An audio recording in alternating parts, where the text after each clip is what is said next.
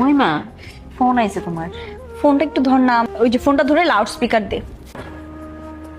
হ্যাঁ বাবু বলো। তোমাকে একটা কথা বলতে চাইছিলাম। বলো না, কি বলবা? অন্যান্য জায়গায় ট্রাই করছি, বুঝছো? আমার কিছু টাকার দরকার, তুমি যদি দিতা। তুমি তো আমার কাছে এই কথাটা আগেই বলতে পারতা। তুমি অন্য মানুষের কাছ থেকে চেয়ে তারপর আমার কাছে চাইবা? তুমি কি আমাকে ভালোবাসো না? তুমি রাখো, আমি এক্ষুনি তোমাকে দিচ্ছি। ওকে।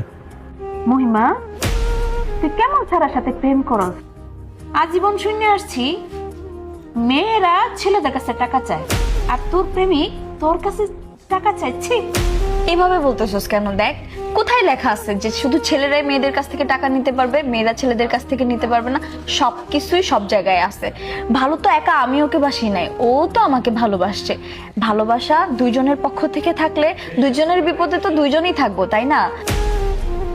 তুই ফোন দে, আমি ওকে টাকাটা ট্রান্সফার করি। হ্যালো, তুমি লাইনে আসছো? তুমি ফোন কাটো নাই? না, ফোন কাটি নাই।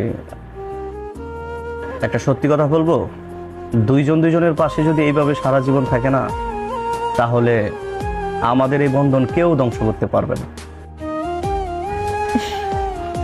হইছে, আমি তোমাকে টাকা পাঠাচ্ছি, কাটো। ঠিক আছে। আমার সোনা জাদু